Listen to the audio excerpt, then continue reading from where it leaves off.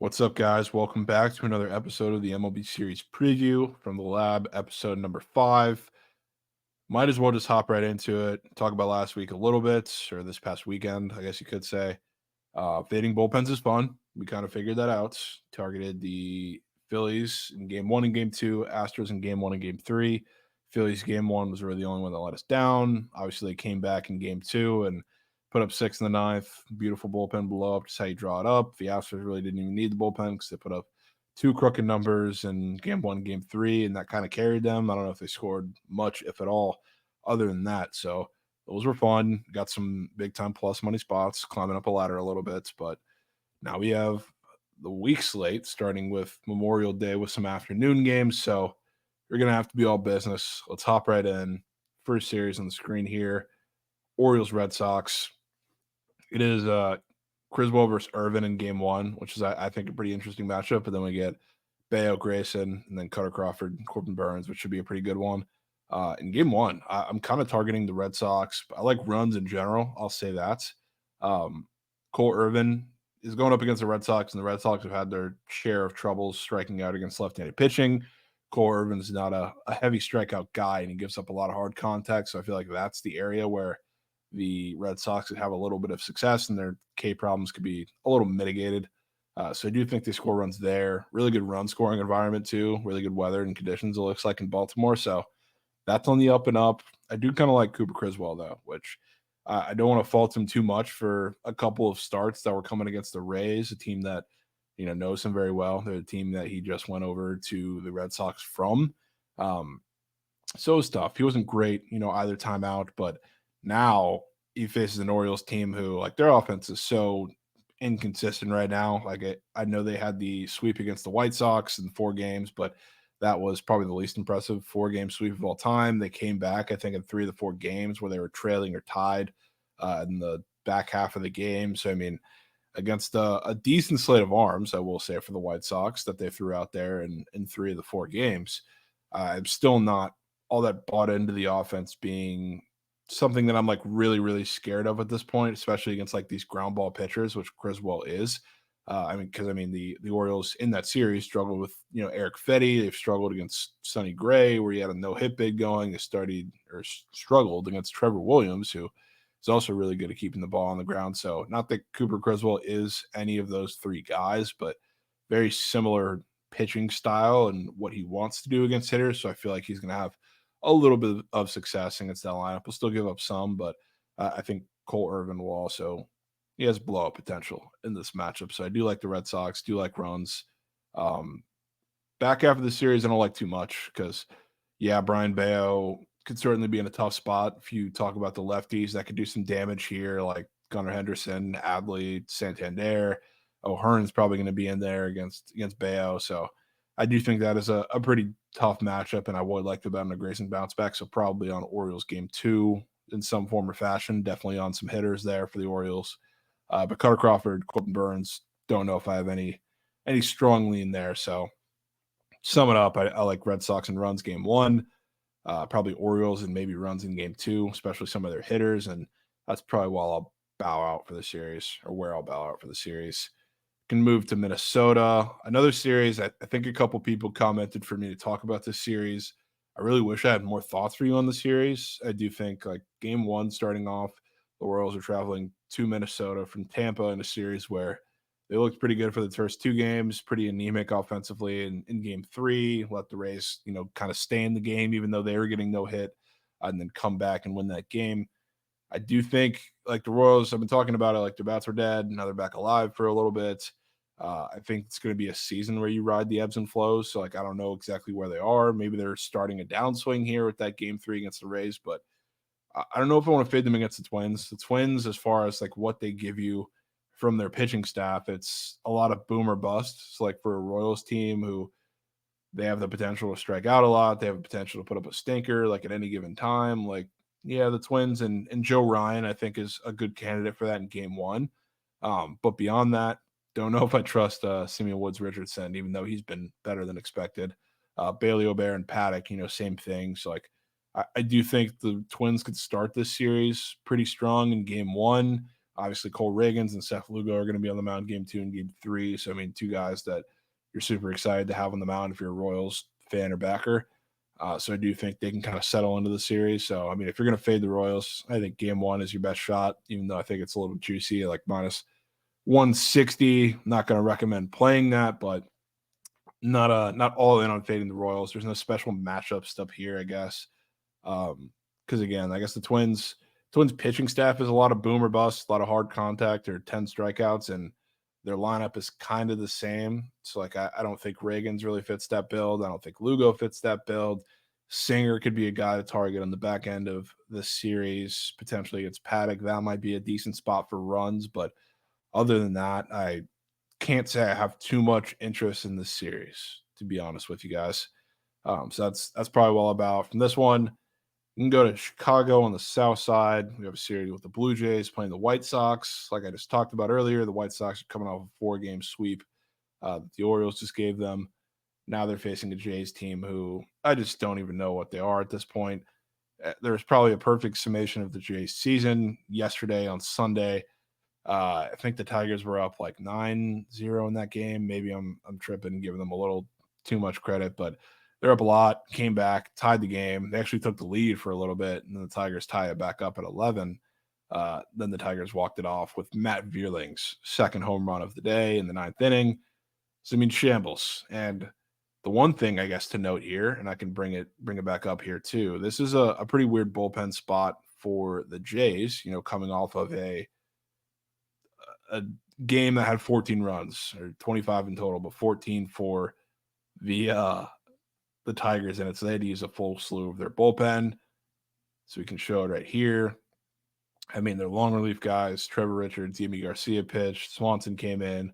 Romano's the one who blew the save. Pop pitch. So like coming into this game, like, yeah, Chris Bassett is pretty typically an innings eater for them. So like you wouldn't be as worried as like if you're facing a guy who usually only gives you 5 or maybe even less. But Chris Bassett, this series did just happen. So like we talk about this all the time, seeing pitchers for, I believe, a second time in the span of, I'm looking to see when exactly that series was, but I believe it was just around a week ago. And he did pitch really, really well against them, throwing 7 shutout, only giving 5 hits, 2 walks, 4 Ks. So like when the pitcher is facing a team for a second time within a week, and that start was on Wednesday the 22nd, so actually 5 days ago, and they don't strike a lot of guys out, and you have a White Sox team who's actually not striking out much against right-handed pitching, I'm a little concerned, because especially if that pitch count gets a little high early in the game, who are you bringing out of the bullpen if you're the Jays? And it's a pretty tough situation for them if that ends up being the case. Now, do I love back in the White Sox bullpen? No. Or White Sox lineup, sorry. No, not really. But I would not be shocked if this is a game that they steal early on. And even though like Nick Nastrini, who I can bring up, is, I mean, he's been a Turk or, had a great start. He had, I think, 3 so far in the bigs, which, man, the one against the Jays last time out went so poorly for him. And he's a guy who I've kind of watched a little bit and talked with some people a little bit about, and he has decent stuff. It just hasn't shown itself really so far. I mean, you zoom in a little bit.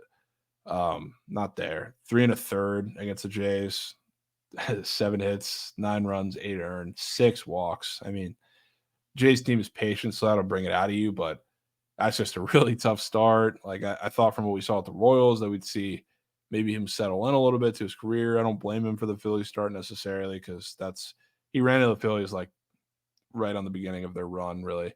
But still 5 walks in that start. If he can just control the walks and keep it in the strike zone, I think against the Jays, he can at least be serviceable and keep them in the game. But I still think this is one that the White Sox at least have a chance to steal. And not that the White Sox bullpen really inspires much confidence in you later in the game, but if it ends up being bullpen versus bullpen, I don't think there's that big of an edge for the Jays with the situation they're in coming into this series. So that would be my kind of thoughts. I think the White Sox have a chance to steal game 1. Gosman, I think, has a pretty solid matchup against them game 2, even though like you ideally want to target Gosman with lineups that have a lot more strikeout potential against right-handed pitching. which the White Sox, like I just talked about, aren't really that. But I do think he can fill up the strike zone. He's not really scared of that lineup per se. So maybe he has a little better command, which is good for him. And then Alek Manoah is pitching once again in game 3. We successfully faded him against the Tigers, where he was just downright awful. It was back to the Alek Manoah that we'd seen a lot last year and in certain spots this year before he had the 2 master classes, which he did happen to be on a little bit short rest, and that probably helped. The defense also wasn't great behind him, so I'll cut him a little slack there. But now he's going to be facing the Tigers off of what seems like that same-ish rest schedule where I talked about. He had faced there's 3 starts coming back have been on Sunday, 7 days, and they cut him 2 days short rest, and probably played a little bit into why he was not great against the Tigers in that start.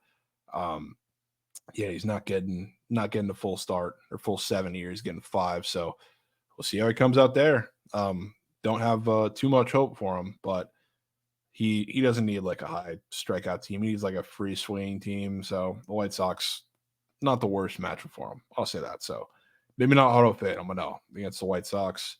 Those are my thoughts on the series. Maybe a little White Sox sneakage game 1, but that'll probably be the extent of my involvement. Now we can go to Coors. The Guardians, who are, just red hot, really, for the last month or so, even though they've been reaping the benefits of a pretty soft schedule. Nevertheless, going into Coors against the Rockies, who just stole a series against the Phillies in a couple of weird games. Thankfully, I kind of felt like the Quantrill Masterclass was coming against the Phillies in game 3, but was hoping they could steal more than just game 2. Was hoping for that game 1 steal 2, but Rockies are doing all right. The pitching staff's kind of holding itself down. I do look at this game or look at these games and these matchups. If this were any other time, and I guess it's not completely untrue now, like Xavier Curry and Logan Allen, who are pitching game 1 and game 3, these are perfect guys to profile horribly at Coors. It's like guys that give up a lot of barrels, a lot of hard contact going into Coors, where like for Curry's sake, he hasn't gotten bit in the ass too much by it. Like in the starts this season, Logan Allen certainly has, but he started to settle down a little bit as of lately. So guys going to Coors, those are guys that I always target. The one thing that's kind of holding me off at game 1 is that Austin Gomber is pitching. And as much as I really like the way that he's throwing the ball right now, this Guardians team has been shockingly like elite against left-handed pitching, which I don't understand personally. Like a lot of that has been, spot outings where they've put up a lot of numbers, sure, but really every lefty that they've come out, they've been solid against. A lot of that's been J-Ram. You would think it might be the other way when you have Naylor in there and like they've put a couple different guys at the leadoff spot. They're still missing Quan, so they're putting righties in there. So it makes sense that they're a little better against lefties up there, I guess, but definitely better than I expected. You do have the narrative too, if we're talking about how to bet teams coming in or coming out the Coors. You talked about the Phillies, who you fade a lot of teams this first game out of Coors. You also back the Rockies in spots where they're in the middle of the homestand and another team is coming into Coors. So I still don't hate the Rockies in this game 1 spot. Again, I would really love it if it wasn't a lefty on the mound, but Gomber's been good, and especially good at home. So it doesn't scare me nearly as much as like anybody else would in this spot. So I do like the Rockies. I'll probably talk myself more into it as the game, comes closer to happening. I do still think that's a solid matchup for him if he can keep the ball on the ground, which who knows what the Guardians offense is going to be at this point. It does seem that, the Phillies were red hot and they just came into Coors and weren't all that impressive. Maybe the Guardians do the same. So kind of on that wavelength. I do think Tristan McKenzie is such a weird guy to put in Coors as well. He's pitching through that torn ligament in his elbow. He has massive blow up potential, just period. So I don't know. Like as much as I talk about Xavier Curry and Logan Allen for the amount of hard contact they give up, like Tristan McKenzie also gives up his fair share, but there's blow up potential for all of these Guardian starters. Will you get it? I would bet that you do, probably at least once or twice, or at least you get one like really bad blow up, and then maybe a couple of the other guys give up a few. They're not totally shut down. I know it's not the same betting the Rockies and Coors this year because of how pitiful their lineup is compared to past. But I do think there's some spots for the offense. I mean, even if I don't get to the counter with Gomber ML necessarily, which, like I talked about, it's probably going to be a game time decision. I definitely can get on the side of runs, which again, usually hate backing with teams first game going into cores, but don't think it's a bad spot because I'm relying on a lot of the Rockies bats. So I do think to sum it up, don't love Xavier Curry, don't love Logan Allen especially, but Tristan McKenzie also potential Turk on the list. I do think this could be a little trappy series for the Guardians, which again, trappy probably more in the sense of their pitching because I do think their bats can probably handle lefties, which they're going to see two of them in Gomber and Block. Block, who's also coming off a really good outing. I do. It is also fair to point out too, because the bullpen for the Rockies, just like we talked about last week, it's not like in a insanely better spot. Like I got to point this out too, because Beeks, Lawrence, and Vodnik, I guess, especially like they get platooned together in spots. Like you see, they all pitched on Saturday, which was the blow up in the end where the Phillies put up 6. They all pitched on Thursday, which was that extra inning game where they blew it in the end against the A's that we took the over in. So I mean, seems to be a clear correlation with how they deploy these guys. It's always this platoon, it's always this platoon, and with the I don't know, better platoon going Sunday, that sets up for probably today. Probably going to see these guys, which there seems to be a pattern. Anytime they do that, there's always a big bullpen collapse late in the game. I don't know who the common denominator would be. I know it's Beeks. I see him a lot blowing these games, but Lawrence isn't much better.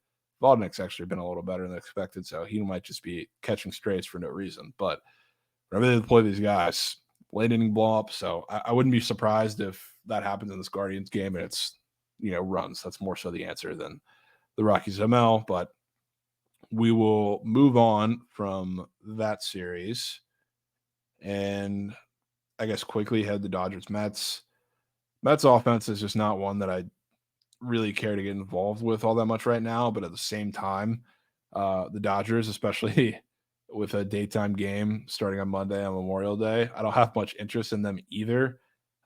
We talked about this, and Trent's been screaming this from the rooftops for really ever. You don't touch the daytime Dodgers, and they played a 9:10 a.m. local time game against what I thought was going to be Andrew Abbott, and eventually the Reds kind of moved it. I was super excited to back him. I still wanted to do it in some way, but it ended up being a bullpen game with I think Brent Suter started, and they brought in Nick Martinez, and there was a rain delay, so they brought in Carson Spires. They didn't score a run until the 9th inning. So it's a real thing with the Dodgers in these earlier games, especially when they're on the East Coast. I have no interest in this first game, and I probably would if this were any other situation because Tyler Miguel's on the mound, who I think his stuff would be a pretty decent matchup for the Dodgers on any other given day. But situationally, I'm not that into it. I don't want to catch the falling knife with the Dodgers either, who, I mean, they are sliding right now. The fact they just got swept by that Reds team who, they're playing extremely shorthanded, that was pretty embarrassing. And they did it also, the Reds pitching staff has been really good. Like Hunter Green was great. Nick Martinez was great in that little bulk-ish start. They got a lot of good performances, just like they've been getting the last couple of weeks. The issue for the Reds is just their bats. The Dodgers bats didn't show up, and this was in Great American Ballpark where you had some really good hitting conditions. And other than game one, it was bleak, really, for that pitching staff. So, yeah, not too excited there. Do you think Glass now could have a pretty solid outing in game 2? Quintana is definitely a guy where if the Dodgers aren't bouncing back against him in game 2, that's a problem. So would be down for that. Looks like you're going to get Paxton, who's been due for a lot of regression. You finally saw it against the Reds, against a potential David Peterson return. That one's not fully confirmed yet, but yeah, not much interest in the Dodgers this series, other than maybe Glass now in game 2. Other than that, I'm pretty good. While we're talking about the Reds, we can go ahead and switch right to that series.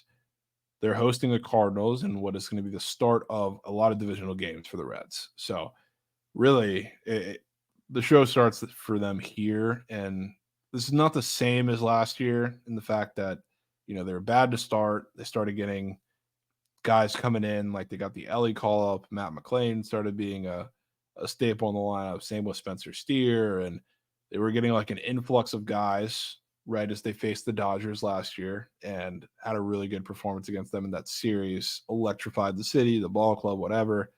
So after that, they gave a real jump to the clubhouse, and that's when they started their ridiculous run. It's not the same here because they're still playing super shorthanded, but I don't think it can be understated how big a sweep of the Dodgers at home for a team who's this shorthanded and playing this poorly, especially offensively. Uh, it can't be understated how much that does for the ball club and for the clubhouse. So I do think they're going to be a little juiced after that series. And now they get a team who also as happens to be coming off of Sunday Night Baseball with travel and a little extra rain delay, adding, I think, an extra hour and a half, 2 hours to the start of that game. Now they're coming to Cincinnati, not the longest travel, but still travel. And they're facing a team that's feeling pretty good about themselves right now. So, I mean, Lance Lynn's on the bump game one. He's going to need to have a really good performance. I don't know if he does it. Strikeouts are probably going to be there against the Reds, but I do think this is a pretty solid series for them. You got Lodolo on the mound, which for the Cardinals could bring it up here too. As much as they've been better over the stretch of, I don't know, the last month with their bats, which funny enough, I plan to bring up how much improved Goldie has been over the past, couple weeks, even prior to him hitting 2 nukes yesterday. So that's a guy that I would definitely keep my eye on in this series, especially with lefties on the mound. But if we're talking about the entire outset of this Cardinals lineup right now, um, they're not great. This is stats from the month of May. They still sit here, like 25th against left-handed pitching, just a 75 WRC plus, which is really bad. And if you think about, like, the Cardinals have been scoring runs, yet they're still bad against left-handed pitching. They haven't faced all that many. Just when they have faced them, it hasn't been great. So you know who you get for the Reds. You get Lodolo from the start, then you get Andrew Abbott, who they conveniently push back. Then you get Frankie Montas game 3, which if their offense is going to wake up a little bit, maybe that's the spot. I'm not so sure, but yeah, Lodolo coming back, I think is a pretty solid angle to take there. I think he pitches well. Andrew Abbott's just been absolutely nails. So, I mean, that's a guy who maybe Goldie gives him some trouble, but other than that, I really like the matchups for both those guys. Especially like when I target the Cardinals lineup, it has to be. I've talked about this with a couple of teams, like the Nationals fit the bill. Like I want really good matchup for their lefties because not that Goldie and Arenado are to be pushed off to the side necessarily, but that's like the game changing thing for the Cardinals is when they're lefties, like a Brendan Donovan, a Lars Nootbaar, like Nolan Gorman, if he decides to hit the ball that day. Like if those guys have good matchups, that can change the tone for that lineup. You always know that like Goldie and Arenado are going to be there. They're going to be tough outs most of the time, or at least you would hope. Um, so yeah, like that's what really does it for me. And you don't have that when lefties are on the mound, which is why that lineup has been so bad against them. So I do like the Reds. I do think I also saw a series price floating around for the Reds here. Not that I'm going to take this one, because I think it is pretty juicy, but also did seem pretty indicative of what's going to happen for a team that's been really bad recently, even though they did just sweep the Dodgers. Let's see if we have it up here. Maybe not. Maybe not. Swear I saw it up here. Maybe it left, but the price that I was seeing was minus 165. So we'll see if that kind of holds, but we can talk about some of the other ones if they pop up and they're relevant. We move on to this Nationals Brave series, which I think is really, really interesting. 4-game set. Which shout out to Nationals if anybody caught that. I didn't take it myself, but I thought I would just target them on a game-to-game basis, and I kind of did. Nationals took the series in the first 2 games against the Mariners, which love the pitching matchups there, and those are the games the Nationals won. If it was a low-scoring game against the Mariners, I felt like they had a shot to keep themselves in it, and that's exactly what they did in the first 2 games. They won them both, took the series. Obviously fell apart in game 3 with Patrick Corbin, but that's kind of to be expected. Now they're going to face a Braves team in Atlanta who, I don't know, everything's kind of hitting them like a train right now. They were really bad for a couple of those games in I don't know where it was, but against the Pirates. And then they got a little bounce back performance, but now they lost Acuna with a torn ACL for the season. So I do think coming into this game, game one, where we have Mitchell Parker versus Charlie Morton, I like runs. And part of this is kind of a similar read that I had with the Nationals against Pablo Lopez, which you want to get guys against the Nationals who, against left-handed batters, they throw a lot of off speed, which Charlie Morton not only does that, I mean, just in general, because we look right here, throws curveball almost 40% of the time, but especially when he's facing, lefties, he loves to use that curveball. He loves to use his off speed. So, like, just like, I don't know, Pablo Lopez did to Jesse Winker and CJ Abrams and a lot of those guys, like, I think it's going to be pretty difficult for him to get stuff in on them. So let me adjust it here just so we can see the stuff against lefties, make it easier,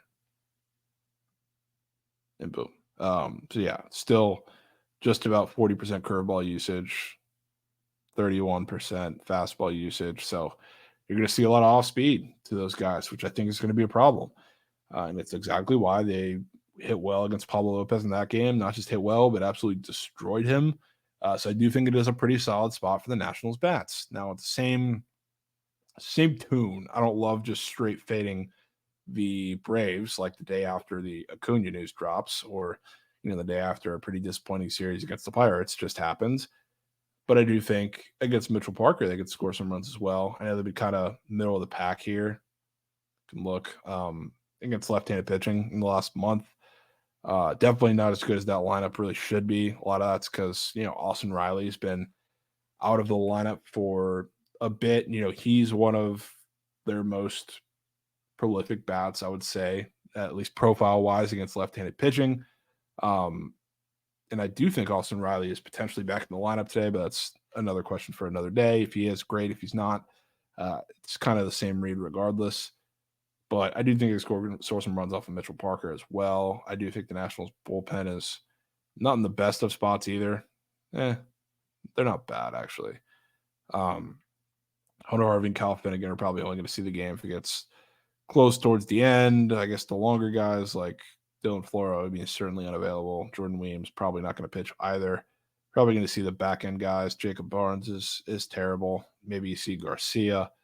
So, Mitchell Parker has been an innings eater for them, so maybe not the biggest thing to worry about in this game. But, yeah, I do like runs in this first start for sure. We can talk about game two. I think that's only lefty. Yeah, game two, Max Fried. The Nationals can bring up their stats against lefties. The same last year, because the Nationals have been absolutely pitiful against left-handed pitching as of recent, which it's a different team. So, like Jesse Winker, Joey Gallo, Eddie Rosario plays a lot, a big factor into that compared to last year. But, they've been bad. 62 WRC plus in the last month is terrible. Combine that with just a 5% walk rate, 23% K rate. I mean, just nothing is good for them against left-handed pitching. So I'm kind of hoping the Braves drop game one and the Nationals steal one, just like are kind of banking on with the bats and taking the over there. Because I do think Max Fried has a really solid outing against them in game two. That's probably a majority of my thoughts for the series. Like Gore, don't love him in game three. Trevor Williams could have a solid start if everything kind of falls right. So, I mean, maybe another one, the Nationals, could be in the discussion for a split or better in this series. I wouldn't hate that at all, but definitely zeroed in on some runs in game one and probably big time Fried backer in game two. That's where my head's at there.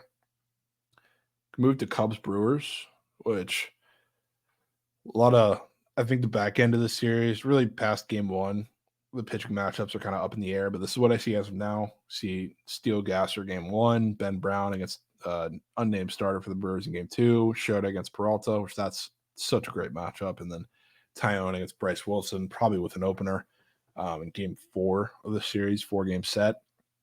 Now, another, I guess you could say, like the Cubs are also in the same spot, Sunday Night Baseball with travel, probably a little better of a situation than the Cardinals, I would argue, but Yeah, this is a pretty interesting series. The Cubs offense, I've talked about it at length. I mean, they've just been god awful, literally terrible in every form and facet. They had one game on Saturday against the Cardinals where they scored a bunch of runs, some late in the game, so they made that game interesting. But then they came Sunday Night Baseball and laid an absolute egg.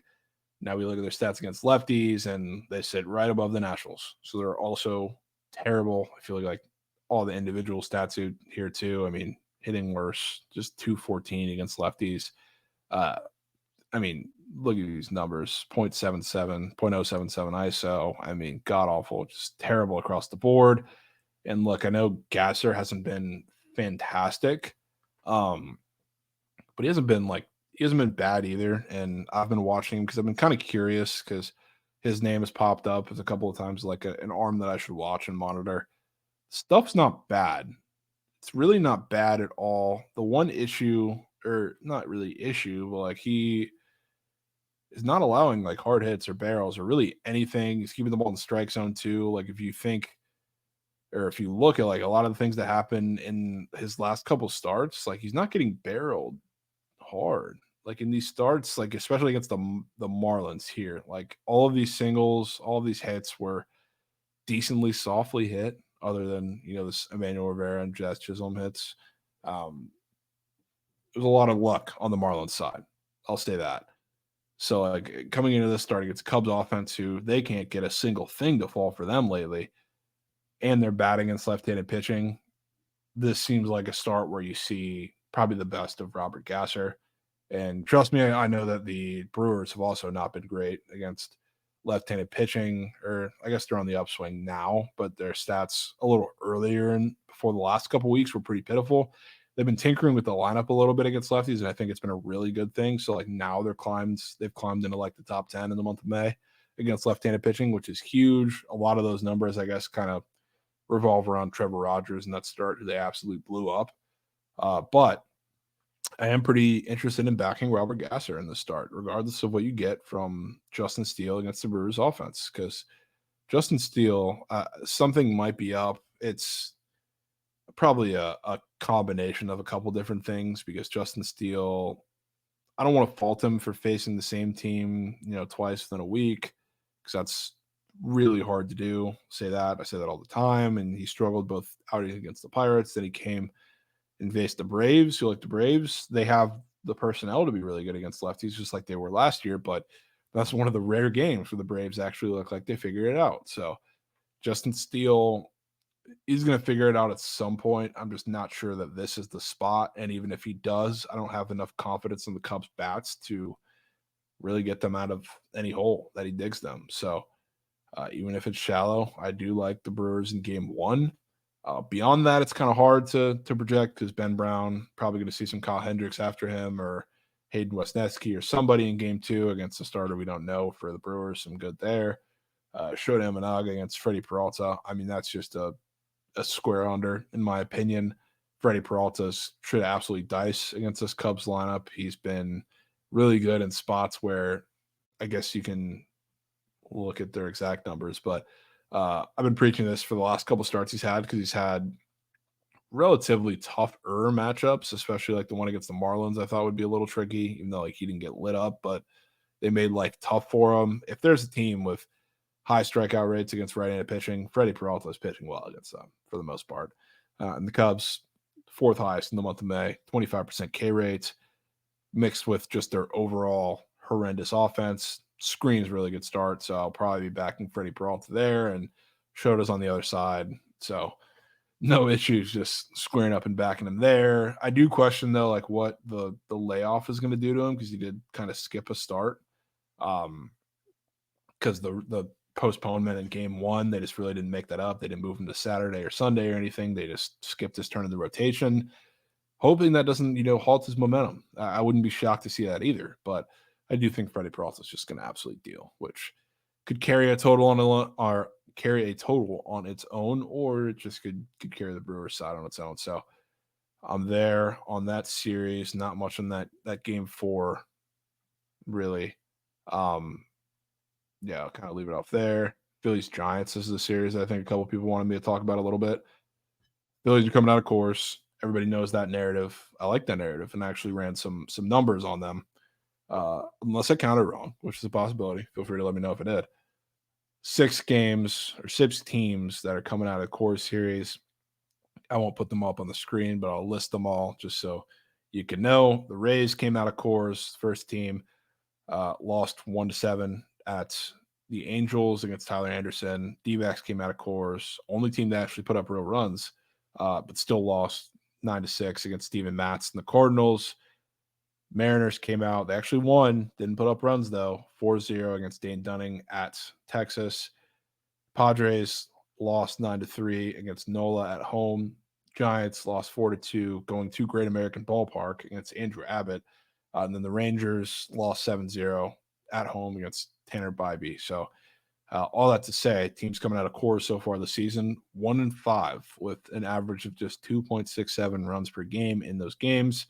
And that also would equate to a 1-5 on their team total overs. Now, to say that any of those offenses really stack up to what the Phillies have done over the past month is stupid. So if we're talking about fading an offense, I definitely feel a lot better doing it with any of the teams that I listed that have been coming out of Coors rather than the Phillies. But the one thing that's really on the Giants side here, I've been a pretty avid Blake Snell fader in a lot of these starts that he's been coming back from injury.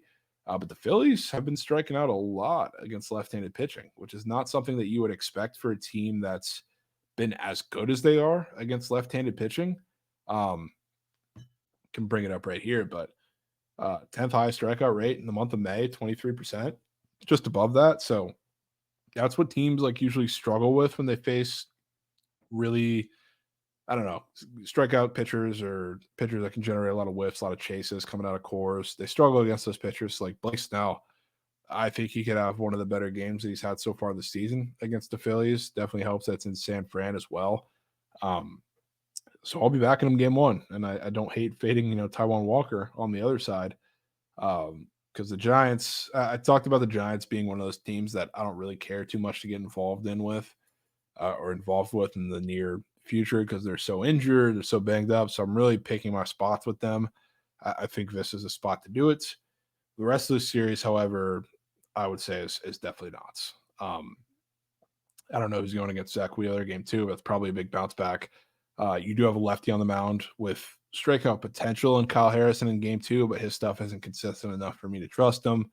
That could just be a spot where you see the Phillies prowess against lefties rather than their strikeout potential. So I do think the Giants sneak one, game 1, Blake Snell, legacy game, maybe a lot of strikeouts for Blake Snell. Definitely be on strikeouts. Maybe take a shot with the ladder. So if he does have his best stuff, he's going to have his best stuff against the Phillies. So probably no in between. Do like him that start. Giants ML game 1. It's probably it for me.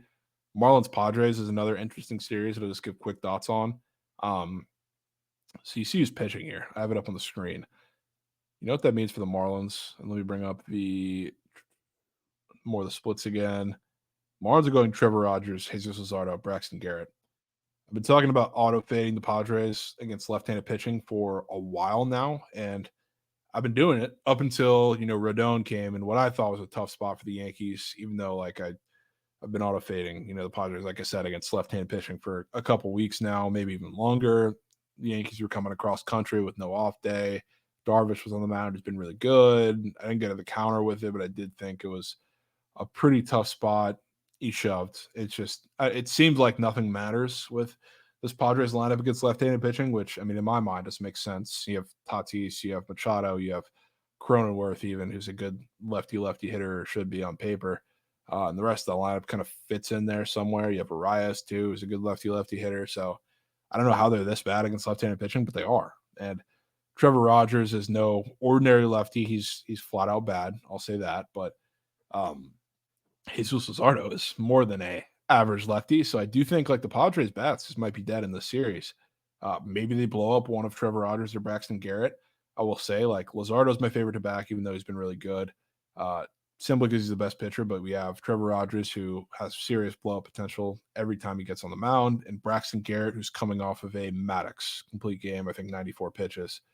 So those are two guys that are tough to back, especially when Braxton Garrett is going to be facing Darvish, who just got blown up against the Yankees. You're kind of expecting a bounce back there. But again, like I've been trying to find, not like bet necessarily, but find where like the silver lining for the Padres against lefties is going to be. It hasn't been really anywhere. And like the numbers have been a little better against lefties. Like the past month, they're sitting like 18th, which I guess is okay. Just an 89 WRC plus. They're not striking out all that much, which usually would scare me for a guy like Luzardo going up against them, but really doesn't in this matchup just because Luzardo's been facing a couple of those teams recently and it hasn't really meant much. He's been able to limit hard contact, which is great for him. So yeah, I'll probably be on the Marlins game too. Don't know what that line is going to be. It'll probably be very short, but I also don't hate taking them in the series, which we don't have a lineup for that yet.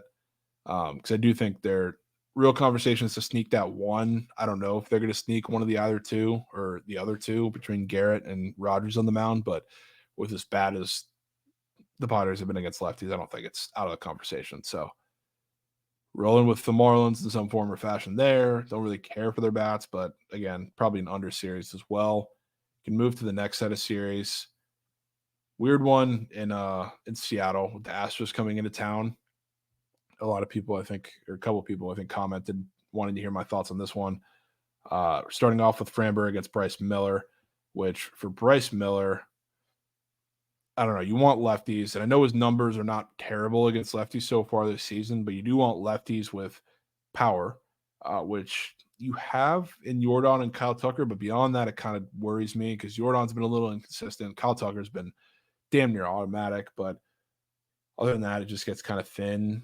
So, like, I don't know if I love the spot for the Astros bats against Bryce Miller necessarily. Maybe a little more against Castillo potentially in game two. I don't know. I don't have a really good handle on the series because you're getting a lot of these pitchers that have seen these lineups a handful of times. Um, Obviously, they're in divisions, so they face each other plenty. But you are going to a really good pitcher's environment in Seattle. So I wish I had more thoughts on these. Maybe I will in like an in-game sample, like other than game one, where I think it's probably an under. Maybe you see a decent performance from Framber because Framber is really Cy Young or Patrick Corbin on the mound. He is facing the Mariners, who they haven't been great versus lefties either in the past, month or so. Like their numbers are going to say so, um, but that's not really the case because if you look at like they sit 11th in WRC plus 108, so I mean just above average, and the difference between them is they've had their numbers carried by a couple of really bad pitchers, let's call it. Especially like the Patrick Corbin start really boosted their numbers on Sunday. Um, so like guys like that, they've hit up a lot of really bad pitchers, and then when they faced any like good ones that have good stuff on that given day, they haven't been good. Um, so I do think it's a pretty solid bounce back start from Framber, who's been a little bit of a Turk lately. Lean Astros in game one, maybe an under, and I'll kind of see how the bullpen shake out the rest of the series too, because if we get into them early against like with a Javier, getting blown up in that start or a Hunter Brown, I feel like that'll set up well for the other team for the Mariners in that situation. But yeah, not too many thoughts in this series for me. Just like this next series, it's going to be starting up on Tuesday. The A's Rays, which I wish I had more thoughts. I think it's a bounce back series for the Rays, but the problem is that the pitching situation confirmed wise looks like this, where we know we're getting a Mitch Spence, Zach Littell game one, but not a single confirmed pitcher for the next two games or projected pitcher for the next two games. I mean, if I had to guess, I think the Rays at the very least are going to roll out some combo of Pepio and maybe a bullpen game, not with Tyler Alexander though, because he just pitched, but maybe with just a full-fledged bullpen game. I'm not really sure what their plan is necessarily, but I can't really talk too much about the series because that's the case.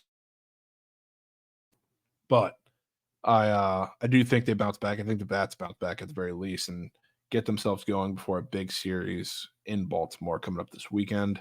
So all I got there, really, really awesome 2-game set between the Pirates and Tigers. Jared Jones and Scooball, Skeens against Flaherty. Don't have all that much to say about this one. The Pirates have been somewhat tough against left-handed pitching. So like Scooball, I wouldn't be surprised if he looks a little human. The thing with Skeens too in game two as well is he looked human in the first start that he made that wasn't against one of the worst offenses in the league. So one of the worst offenses in the league in the Cubs, and also one of the highest strikeout rates against right-handed pitching. I don't want to say like the stuff isn't legit necessarily, because I mean, very obviously, like if you watch the guy, it is. But I feel like it was a little overblown because of how bad the Cubs have been. They just looked overmatched in every single at bat. So then he went and only struck out, I believe, 3 in that start against the Giants. Another offense that, like, yeah, they're a little tougher against right-handed pitching, can bring up their numbers, especially, but they have a relatively low strikeout rate. It's hard to read for them because, like I talked about, like they're not healthy right now, so there's guys in and out of that lineup, and I don't know, it's a little inconsistent on their front, but yeah, 4th low strikeout rate for them. So now he's going to be facing the Tigers, who just below middle of the packs. I mean, they don't strike out all that much, but it's different for them too. So I mean, the strikeouts could be there against the Tigers. It's just I have a hard time buying Skeens at like such a high price tag when it's super inflated after facing a team like the Cubs right now. So pretty much my thoughts there. Really good pitching matchups though. Again, wouldn't be surprised to see either of those games be like a 1-0 game, especially being the like Jared Jones big time home run problem. And even though we saw the Tigers launch a couple of nukes in that 14-11 game, uh, I don't have that same hope for their offense, really, period, or just like on a consistent basis. So that's where my head's at there. Literally no thoughts on this little 2-game set. Thought Dunning, Ryan Nelson against an unnamed starter for the Rangers. Can't really say anything about those games yet. Don't love the matchups or hate the matchups for Fott or Dunning. Keep me away from that series. Does look like maybe you're starting to get Corey Seager to heat up, though, which could be huge. Maybe coming home against a guy like Fott or Ryan Nelson, who, has a little bit of a home run problem. At least Nelson does, and Fott's kind of mitigated it, but still gives up a decent bit of hard contact. Maybe Seager stays hot, but that's my probably the entirety of my thoughts there. And then wrap it up with the Yankees going to Anaheim, staying on the West Coast. And I'll frame it with this first. I don't have much interest in fading the Yankees, just period, while they're playing as well as they are right now. But the one that I would kind of say interests me a little bit is Nestor Cortez in game one, because it is road Nestor, which is such a significant difference for for Nestor that's really anybody else. And I can bring up his exact numbers here because I don't know them by memory, but simple to say, he has not been nearly as good pitching in the little fortress of Yankee Stadium, which is irregular for a pitcher because usually in that little league ballpark, you do get a a little bit more Turks off of you into the short right field fence. But with Nestor, I mean, stark difference. 112 ERA at home and a couple less starts, but 6.75 ERA on the road.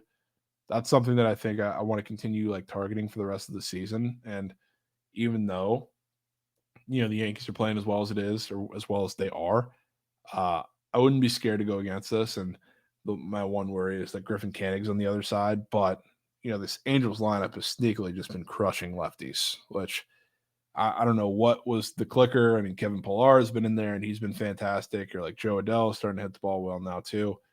But something clicked in this Angels lineup the last couple weeks, just destroying left-handed pitching. So like, I think this is a spot for them to do it against a guy like Nestor, who's been terrible on the road. They're staying on the West Coast as well. So, and do I love Griffin Canning? No, not really. But at the very least, expecting some runs from the Angels off of Nestor.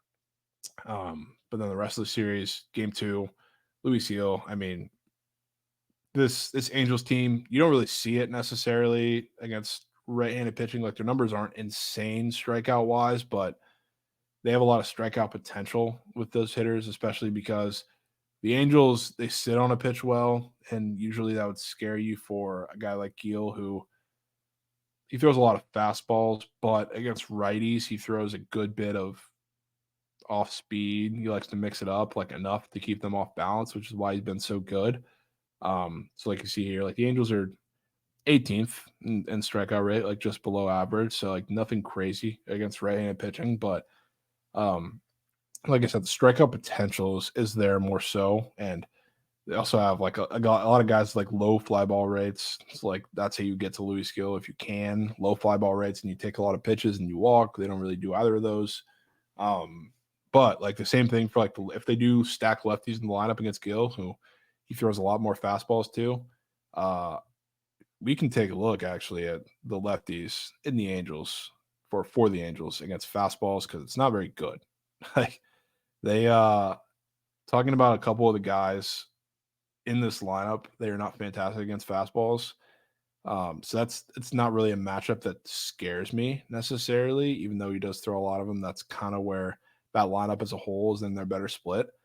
Outside of Luis Rengifo, who's up here, and then if we're talking left, he's like Willie Calhoun's been good against the fastball, but here's the guys like Matt Dice has been in a new back in the lineup, I guess, little spot, terrible against fastball. Nolan Daniel, god awful against the fastball. Mickey Moniak, god awful against the fastball. Even throw like Joe Dell in there, not a lefty, but he's probably going to see plenty of them against Gill. So yeah, fastball heavy pitcher against a team who's not great against fastballs, and he's not a lefty where they've been killing them recently. Yeah, he's probably going to continue his really good stretch here and have a pretty good outing. So helps that Tyler Anderson's on the other side, a guy that I think the Yankees can hit up a little bit. So that's probably it on this series. Rodon and Sandoval, like again, it is a lefty, but I have a lot less strong feelings on fading Rodon, especially with Sandoval, who's been just so terrible on the other side for the Angels. So for fading a lefty in the series, it's definitely Nestor. So that'll probably wrap it up for me. Appreciate you guys sticking with me to the end. If you are still here, we're going to have a pretty good week here. We'll talk about these games on BTL individually. Make sure you're tuned in for that. We got some early Memorial Day games starting up. So everybody, good luck on your bets. Make sure you stay tuned with us throughout the week, and we'll be updating you on my thoughts and then, Krabs' thoughts too on BTL as these games get here on game day. So once again, appreciate you for tuning in. We'll be back here Friday morning with the next slate of weekend games, and let's have a week.